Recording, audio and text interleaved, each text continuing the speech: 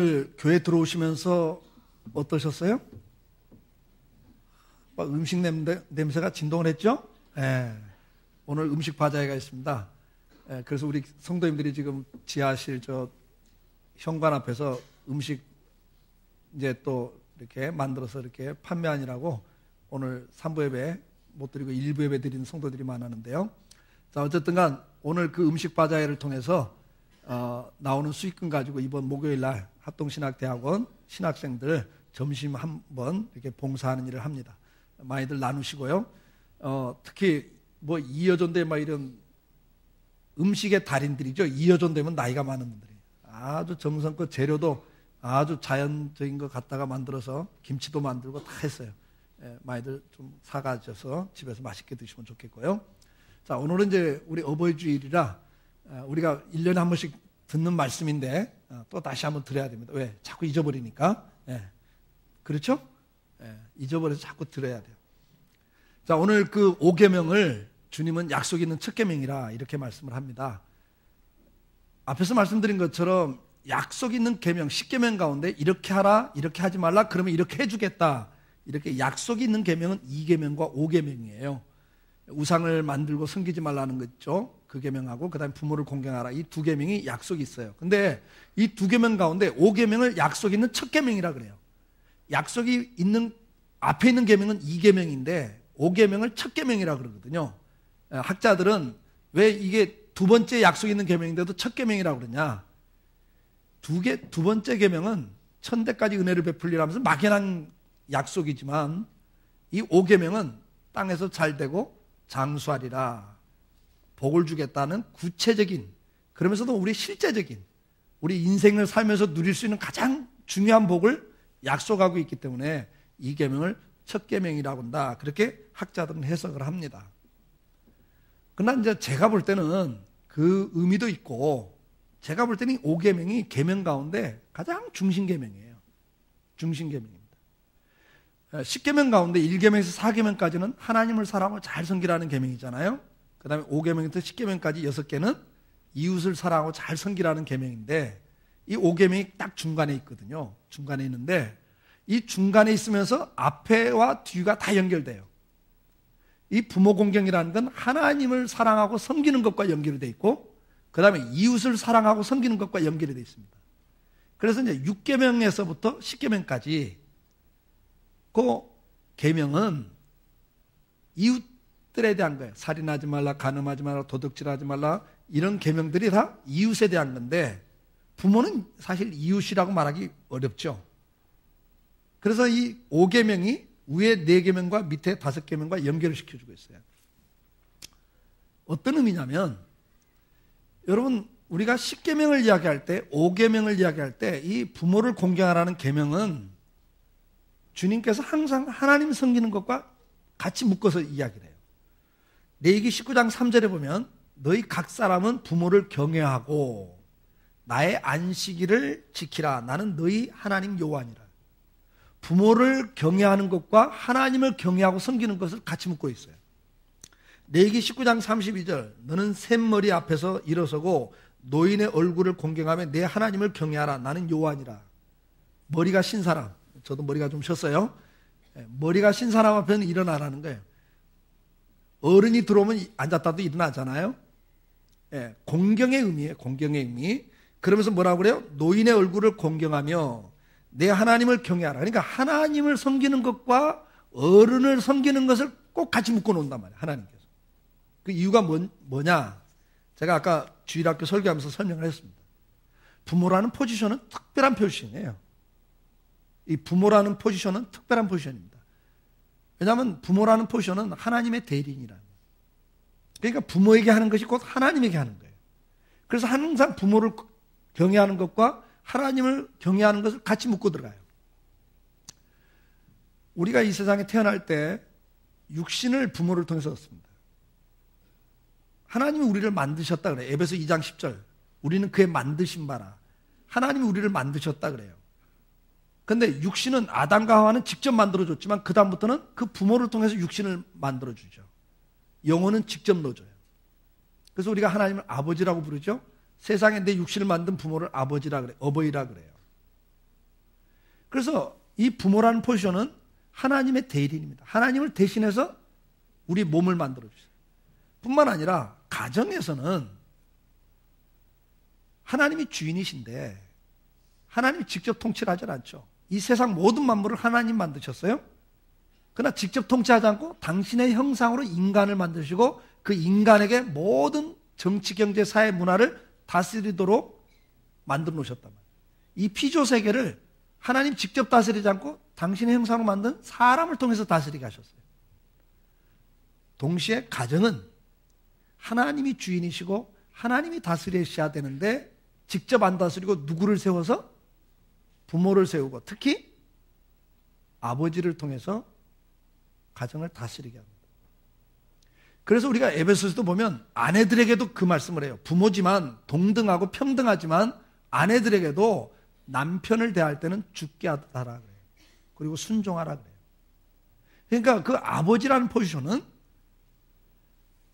부부지간은 평등하고 동등하지만 그 포지션을 하나님을 대리해서 가정을 다스리라고.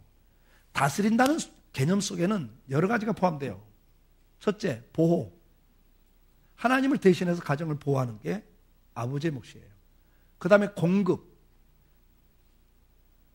엿새 동안 땀 흘려 일해서 하나님이 우리에게 먹이시는데 그걸 누구를 통해서 해요?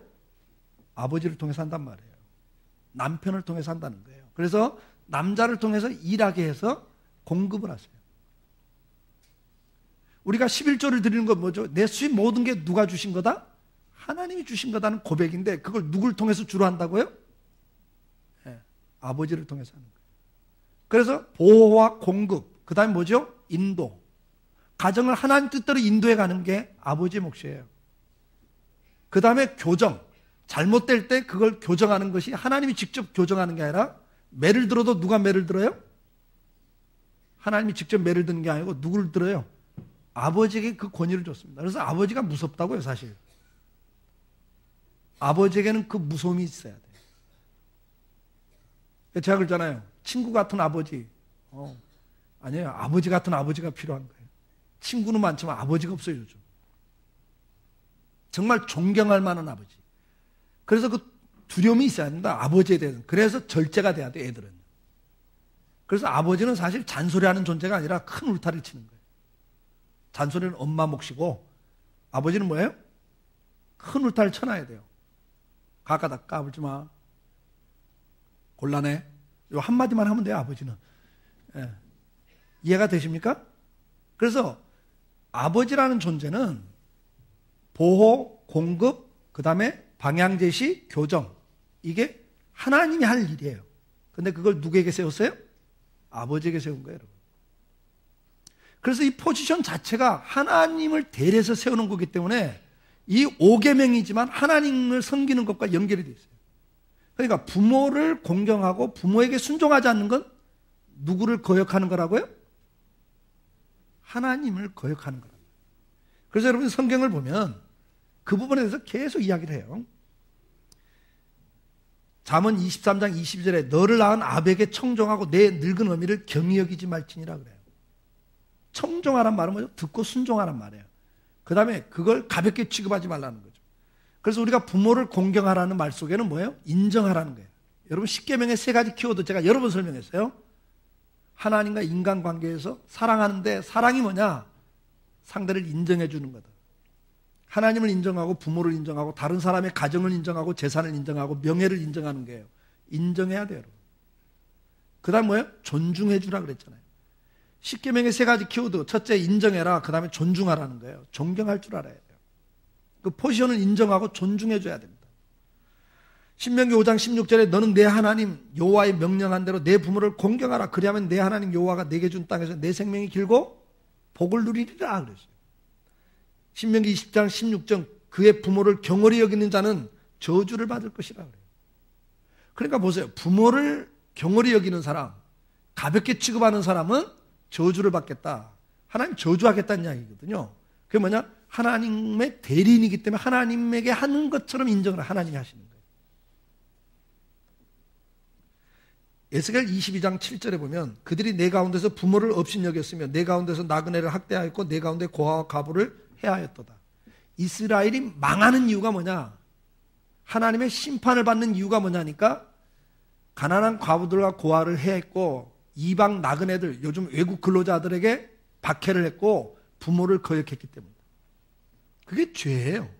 그러니까 부모를 거역하는 건 바로 누구를 거역하는 거라고 봐요? 하나님을 거역하는 거로 보고 하나님이 재앙하겠다. 하나님이 저주하겠다. 그러니까 사람이 저주하는 게 아니라 하나님이 저주라고, 사람이 복을 주는 게 아니라 하나님이 복을 주겠다는 거예요. 부모에게 하는 것이. 그래서 우리가 중요한 게 뭐죠? 빌립보 2장 3절에 아무 일에든지 다툼이나 허용을 하지 말고 오직 겸손한 마음으로 각각 자기보다 남을 낮게 여기고, 이게 중요한 거예요. 다른 사람을 인정하고 존중할 줄 알아야 돼요. 그게 사랑입니다. 여러분. 사랑은 무례행하지 않는 거예요. 여러분. 남을 인정하고 존중하는 게 사랑이에요. 하나님을 사랑하고 이웃을 사랑하는 게 구체적인 표현이 뭡니까? 인정해주고 존중해주는 거예요. 가정에서는 부모를 인정하고, 학교 가면 선생을 인정하고, 회사 가면 사장을 인정하고, 국가에 나가면 국가 지도자를 인정하고, 교회 오면 교회 지도, 영적 지도자를 인정하고 존중하는 것이 하나님을 인정하고 존중하는 거라는 거죠. 하나님이 왜요? 하나님을 대신해서 세운 거잖아요. 국가라는 시스템도 하나님이 만든 건데 하나님이 통치하는 거예요. 권력을 누가 줬다고 해서 하나님이 줬다고 그랬어요. 왜? 연약한 자들 보호하라고 칼을 줬다고 그랬어요. 권력을 줬다고 그랬어요. 권력이 자기 부귀영화 누리라고 준 게 아니라 그 권력을 가지고 이 사회 연약한 자들, 강한 자들에게 다 빼앗기니까, 죽임을 당하니까 국가라는 시스템을 통해서 권력을 줘서 그 권력의 힘을 가지고 악한 자들이 횡행하지 못하도록 제재하는 거예요. 그러면 국가 권력도 하나님이 주신 거라요. 대통령, 여러분 인정하고 존중해 줘야 돼요. 나하고 안 맞는다고 무시하고 멸시하면 그 권위를 무시하는 거예요. 다윗이 그러잖아요. 사울 왕이 미쳤어요. 미쳤으면 좋은데, 미친 걸로 끝나면 좋은데 자기를 죽이려고 그래. 그런데도 끝까지 뭐라고 그래요? 하나님이 세웠다. 내가 직접 칼을 댈 수 없다. 하나님이 하신다. 끝까지 사울을 보호하고, 사울이 나중에 죽었을 때 금식하잖아요. 자기를 죽이려고 했던 원수예요. 자기 가정을 다 파괴시킨 사람이에요. 권력을 가지고. 그런데도 왜요? 하나님이 세웠다. 저 왕이란 직을 하나님이 세웠다. 그러니까 내가 손을 댈 수 없다. 그래서 하나님이 다윗을 형통하게 하고 복을 주는 거예요. 원리가 거기 있다고 말이죠. 그래서 우리는 항상 인정하고 존중하는 법을 배워야 돼요. 근데 이것이 부모만을 말하는 게 아니에요, 여러분. 우리가 소요리문답, 웨스트민스터 소요리문답에서 5계명을 해석할 때 부모와 어른들과 사회 지도자들과 교회 지도자들을 공경하는 걸 의미한다. 그렇게 해석을 해요. 설명을 하고 있습니다. 그러니까 우리가 공경한다는 건 다른 게 아니에요. 인정할 줄 알 때 인정하는 거예요. 포지션을 인정할 줄 알아야 이게. 그리고 그걸 존중해 주라는 거예요. 그것이 바로 하나님을 섬기는 거다. 그 말이죠. 사무엘상 2장 30절에 나를 존중히 여기는 자를 내가 존중히 여기고 나를 멸시하는 자를 내가 경멸하리라. 주님이 그렇게 말씀을 해요. 그래서 제일 중요한 게 첫째 인정하고 존중하는 건데, 두 번째가 순종하는 겁니다. 우리가 존중한다고 하는 것은 순종을 말해요. 오늘 본문 1절에 뭐라고 그러죠? 자녀들아 주 안에서 너희 부모에게 순종하라. 이것이 옳으니라. 옳은 일이다. 골로새서 3장 20절 자녀들아 모든 일에 부모에게 순종하라. 모든 일이에요, 여러분. 이는 주 안에서 기쁘시게 하는 것이다. 잠언 23장 20절 너 낳은 아비에게 청조하고 내 늙은 어미를 경히 여기지 말지니라. 순종이라는 단어는 아래서 듣는다 그 말이에요. 그분을 위에다 두고 아래서 듣는다. 다시 말하면 권위를 존중하는 걸 말해요. 권위를 존중할 때 순종할 수 있어요. 우리가 항상 제가 10계명 이야기하면서 세 가지 키워드 이야기하잖아요. 첫째 인정할 줄 알아라. 그 다음에 존중할 줄 알아라. 로마서 1장 30절에 보면 비방하는 자요 하나님께 미워하시는 자요 능욕하는 자요 교만 자요 자랑하는 자요 악을 도모하는 자요 부모를 거역하는 자요 그래. 이게 뭐죠? 죄가 들어오면 타락한 인간의 그 모습을 설명하는 게 로마서 1장인데 죄가 들어와서 인간이 타락하면 나오는 증상이 뭐냐? 여러 가지 가운데 하나가 부모를 거역하는 겁니다. 그 지, 포지션을 인정하지 않는 거예요. 아담과 하와가 하나님의 지위를 인정하지 않고 내가 동등해지겠다면 선악과 따먹어요. 이게 사탄의 유혹이고요. 이게 인간의 타락이고 인간의 저주입니다. 불행해지는 원인이에요. 그러니까 마귀는 오늘도 뭘 인정하지 말라고 그래요? 권위를 인정하지 말라고 그래요. 자기가 권위자예요. 자기 마음에 들고 자기 주관대로 살아가요. 그게 타락이라고 그래요, 성경은. 오늘 이 사회가 왜 이렇게 갈등이 심화됩니까? 권위를 인정하지 않기 때문에 그래요. 가정에서부터 권위 인정을 가르치질 않았습니다. 우리는 인정할 줄 알고 존중할 줄 아는 것을 가르쳐야 됩니다. 디모데후서 3장 2절에도 사람들이 자기를 사랑하며 돈을 사랑하며 자랑하며 교만하며 비방하며 부모를 거역하며 감사하지 않냐고 거룩하지 않는다. 이게 말세의 특징이라는 거예요. 인간이 타락한 특징이 뭐냐? 교만하고 거역하고 감사하지 않는 거예요.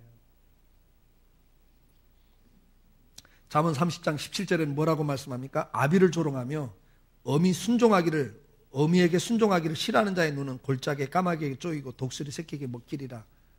무슨 이야기입니까? 객사한다는 이야기 아닙니까? 길에서 죽는다는 이야기예요. 그러니까 복이 없다는 게 인생이. 하나님 말씀을 해요.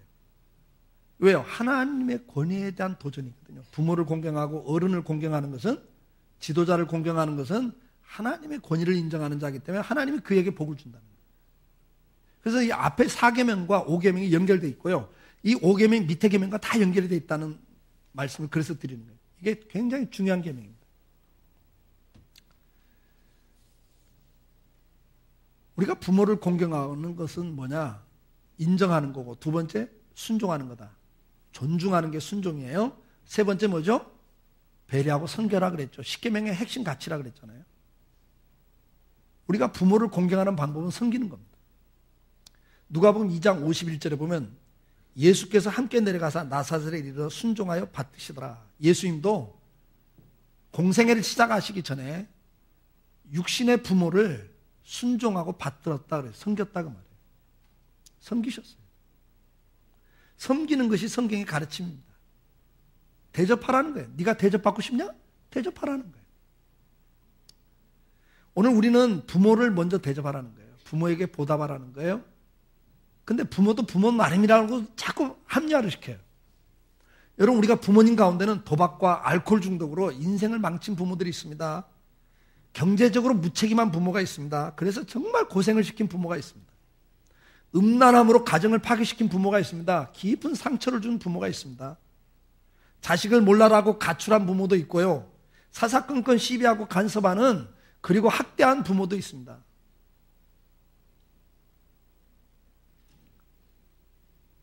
아들만 잘났다고 하면서 며느리를 또 무시하고 멸시하는 부모도 있습니다.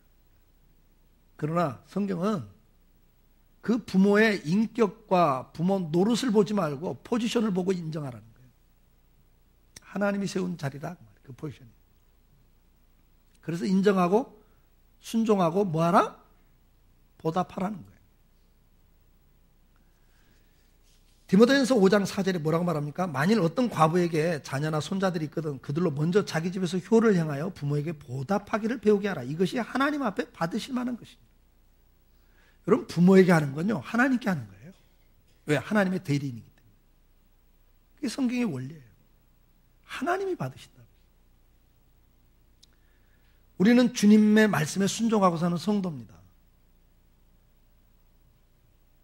어느 때는 주님의 명령이 내 생각과 다르고 내 입장과 다르고 내가 원하는 것과 전혀 다른 명령이 있어요. 그래도 뭐예요? 우리는 순종하죠. 부모가 그렇다는 거예요. 어느 때는 부모가 나하고 안 맞아요. 그래도 순종하라는 거예요. 그러면서 보답하라는 거예요. 제가 결혼식 주례할 때마다 하는 이야기 중에 하나입니다. 보답해라. 제가 오늘 2부 예배 때 학생들한테 이런 이야기 했습니다. 우리 지금 사회 갈등 가운데는, 우리 한국 사회는 남북 간의 갈등이 있죠. 북한하고 남한 간의 갈등. 그 다음에 한국 사회 갈등이, 동서 간의 갈등이 오랫동안 내려왔습니다. 전라도, 경상도, 동서 간의 갈등. 그 다음 갈등이 뭐죠? 우리 한국 사회 갈등이 사회적 갈등 가운데 하나가 뭐죠? 있는 자와 없는 자의 갈등이에요. 그게 심해요. 근데 요즘에 또 새로운 갈등이 뭐죠? 세대 간의 갈등입니다. 전번 대통령 선거 때 2030 간에, 그 다음에 50, 60 간의 싸움이다, 막 그 정도로 20대, 30대하고 50대, 60대 간의 세대 간의 싸움이라 그랬잖아요. 왜 이런 갈등들이 생기냐고요. 지금 20대, 30대가 뭐라고 말합니까? 왜 우리가 세금 갖고 노인들 주냐? 20만 원, 30만 원 노인 거 주지 마라. 우리를 줘라, 차라리. 우리가 낸 세금 갖고 왜 그들 주냐? 노인들을 주냐 그래요. 근데 이거 정말 잘못된 말이에요. 여러분들 한번 생각해 보세요. 지금 20대, 30대, 40대까지 여러분들이 그동안 이 나라가 이 정도 잘 살게 된 배경이 어디 있습니까? 지금 70대가 중동에 근로자로 진출해가지고 달러 벌어들여갖고 한국 경제를 살렸어요. 40도가 넘는 그 열사에서 모래먼지 먹어가면서 열심히 돈 벌어가지고 한국에 그 달러가 들어와서 한국 경제가 산 거고, 그 다음에 여러분 잘 아는 대로 베트남 전쟁에 지금 60대, 70대가 가서 전쟁을 해가지고 목숨 걸고 싸워가지고 그때 달러 벌어들인 거 가지고 한국 경제가 지금 산 거예요. 그들은 처자식 다 떠나서 돈 벌었어요. 목숨 걸고 달러 벌어갖고 한국 사회 이 정도 만들어 놨다고요. 그 혜택을 누가 고스란히 봤어요? 보릿고개 없이 그 혜택을 누가 맛봤어요? 지금 20대, 30대, 40대가 맛본 거야. 근데 그 세대를 보답을 안 하겠다는 거예요. 제가 오늘 학생들한테 그랬어요. 너희들 지금 무상교육 받는다. 그 선생님 월급, 학교 관리비 다 누가 내냐? 돈 버는 기성세대가 세금 내서 다 너희들 무상교육 받았어. 의료 혜택? 우리 때는 암 걸리면 집안이 거덜났어요. 20년 전만 해도 암 걸리면 아파트 다 날아갔다고요. 지금 다 기성세대가 세금 낸 거 가지고 의료 혜택 받고 자라놓고 보답을 안 하겠다는 거예요. 잘못된 생각이에요. 연금이라는 것도 그런 거 아니에요? 내가 낸 것만큼만 받아요? 아니에요. 내가 낸 것보다 플러스 알파를 받아요. 연금이라는 건. 그러면 그 플러스 알파는 어디서 받아요? 젊은 사람들이 또 연금 낸 거 가지고, 국민연금 낸 거 가지고 앞에 사람 자기 낸 거에다 더 주는 거예요. 그러면 다음 세대는 어떻게 해요? 다음 세대는 누가 또 자기가 낸 거에다 누가 또 더해줘야 돼요? 그 밑에 세대가 더해줘서 사는 거예요. 근데 지금 밑에 세대가 안 올라오잖아. 인구가 감소돼가지고. 왜? 나 개인적인 삶을 누리는데 자식 많은 게 안 된다 이게야. 하나도 안 낳겠다, 하나만 낳겠다 이래버리니까 다음 세대가 없는 거예요. 그러니까 이기주의는 남한테 섬길 줄 모르면요, 결론은 자기가 망해요. 이게 성경의 원리라고. 저주가 와요. 재앙이 온다고. 한국 사회는 이미 재앙으로 가는 겁니다, 여러분. 지금 젊은 세대 애 자꾸 나서 그 다음 세대가 올라와야 또 덕을 볶고 살아. 무슨 말인지 알았으면 좋겠어요. 보답할 줄 알아야죠. 보답할 줄 알아야죠. 자녀들은 부모에게 보답하셔야 됩니다. 그렇게 하셔야 돼요.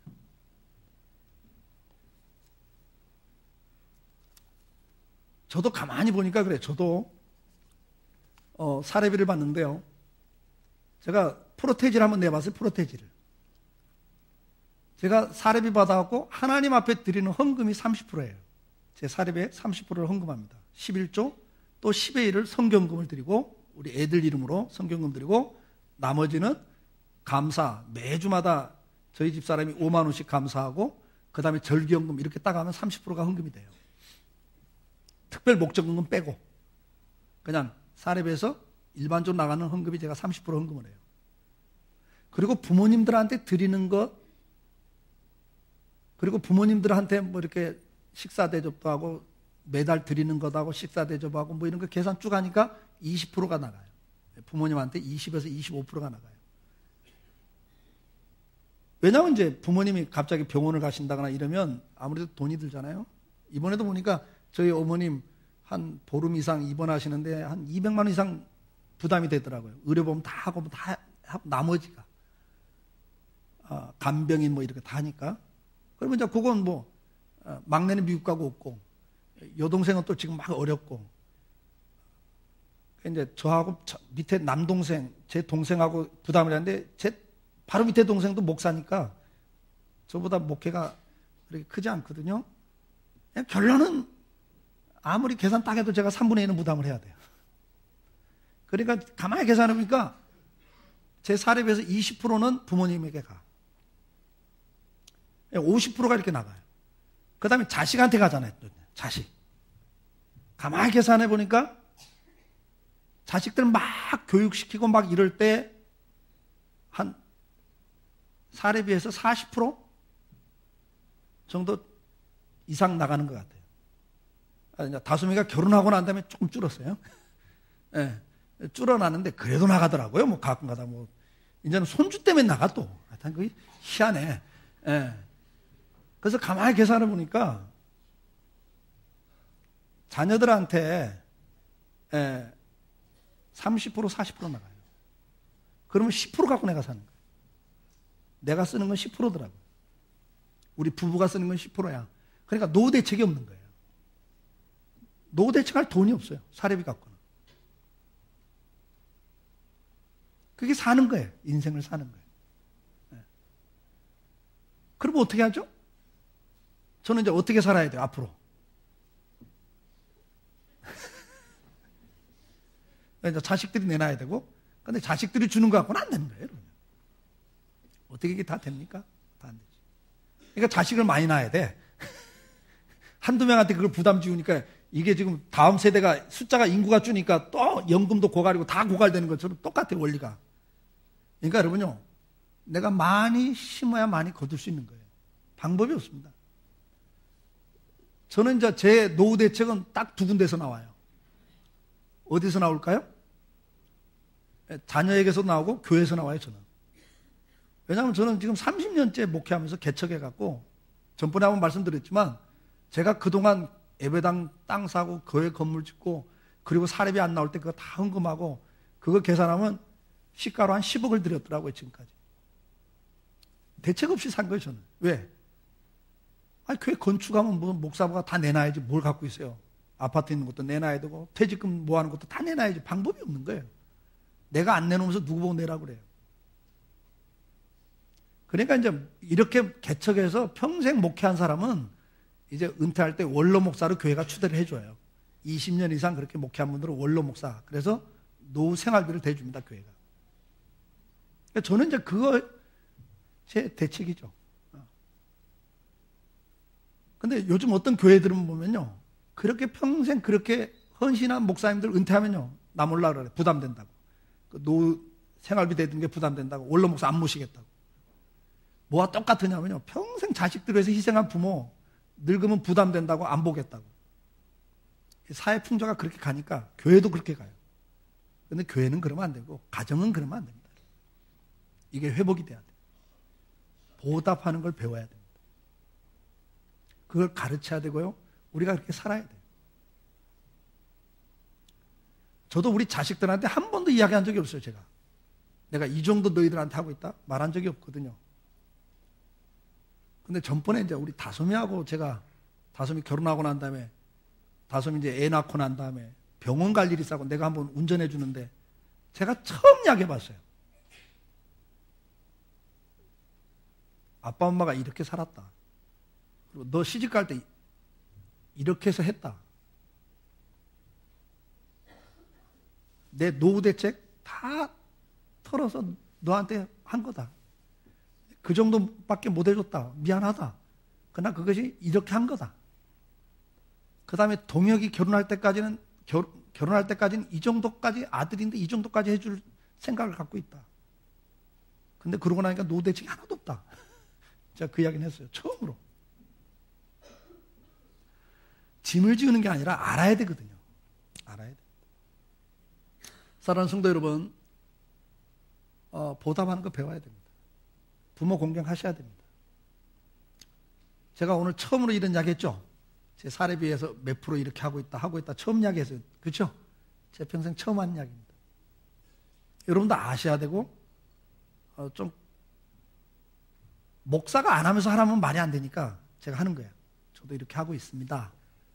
헌금 생활 이렇게 하고 부모에게 이렇게 하고 그 다음에 또 자녀들에게 이 정도 제가 자녀들에게 쓰고 있습니다.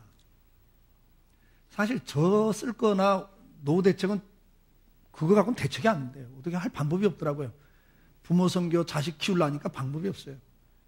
근데 자식 다 키워놓으면 은퇴. 그러니까 대책이 없게 사는 거예요. 어떻게 부모들이. 예. 그걸 아시고 여러분들이 섬긴 걸 배우셔야 돼요.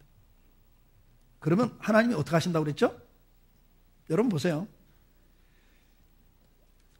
부모를 공경하라. 그러면 어떻게 하겠다? 네가 땅에서 잘 되고 장수하리라 그랬어요. 내 생명이 길고 복을 누리리라 그랬어요. 첫째 장수의 복 주고 그 다음에 복을 누리리라 그러는데 신명기 5장 16절에 이 복을 누린단 말은 뭐냐? 원어를 보면 형통한다, 형통하다 그러다네. 형통이란 단어인데 기쁨 속에서 원만하게 진행이 될 거다 그 말이에요. 그러니까 여러분 하나님이 주는 복이 뭐냐? 기쁨 속에서 원만하게 인생을 살 수 있도록 살게 해주시겠다는 거예요. 뭐 험악한 인생이 아니라 기쁨 속에서 원만하게 인생을 살 수 있도록 해주겠다는 거예요. 근데 이 복이 왜 오는지 아세요 여러분?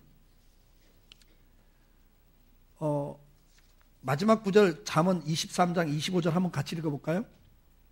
같이 읽습니다. 내 부모를 즐겁게 하며 너 낳은 어미를 기쁘게 하라. 기쁘게 하라는 거예요. 근데 그 부모를 기쁘게 하는 게 뭐죠? 인정해주고 순종하고 뭐예요? 보답하는 게 부모를 즐겁게 하는 거예요. 근데 여러분 이 즐겁게 한다는 것이 가정에서만 아니라 여러분 학교 가서 학생들은 선생님을 기쁘게 해줘 보세요. 그게 뭐예요? 선생님을 인정하고 알아주고 존중하고 그 선생님을 섬기면 그 학생은요 공부 잘할 수밖에 없습니다. 직원이 회사 가서 사장님을 기쁘게 하겠다. 내가 날마다 내가 사장을 기쁘게 해주겠다. 그 기쁘게 하는 방법이 뭐라고요? 사장님을 인정해주고 존중하고 순종하고 그 다음에 내가 월급 받는 거 이상 보답하겠다. 그 자세 갖고 일하면 이 사람은요 형통 안 할 수가 없습니다. 그 사람이 무슨 말인지 알겠죠? 자기가 하기 나름대로 자기 인생이 형통해지는 거예요. 그게 하나님 주신 복이라는 거예요. 근데 남을 인정하지 않아 존중하지 않아 섬기지 않으면 그 사람 인생은 자꾸 막혀요. 형통할 수가 없습니다. 그러니까 심는 대로 거두고 사는 게 인생인 것 같아요. 자, 결론입니다. 여러분들 이 사회가 이렇게 힘든 건 우리가 그렇게 살지 않아서 그렇게 가르치지 않아서라고 저는 생각합니다. 우리 예수 믿는 사람들이 나가서 다른 사람 인정하고 삽시다. 좀 존중하고 그래서 좀 순종하고 삽시다. 그리고 정말 보답하고 삽시다. 지금까지 받은 사랑, 은혜가 얼마나 큽니까? 국가로부터 받은 거, 이 사회로부터 받은 혜택들, 그리고 부모로부터 받은 혜택들. 제가 어저께 우리 신혼부부 결혼할 때 그랬어요. 보답하고 살아라. 국가에 보답하고 사회에 보답하고 부모에게 보답하고 살아라. 그래야 네가 행복하다 그렇게 이야기를 했거든요. 요 세 가지 키워드 다시 한번 기억하시면서 여러분들 남은 인생이 형통하실 수 있길 축복합니다. 다 같이 일어나셔서 찬송하시겠습니다.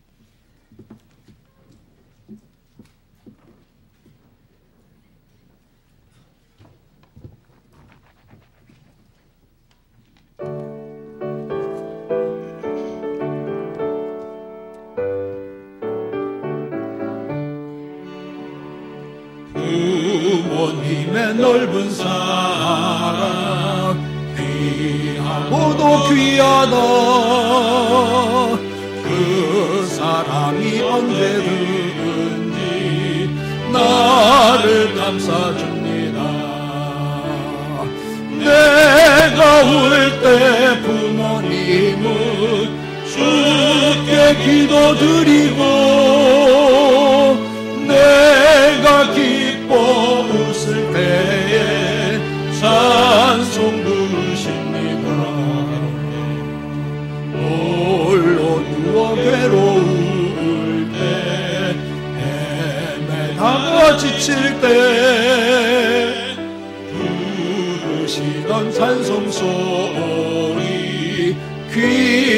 위해 살아옵니다.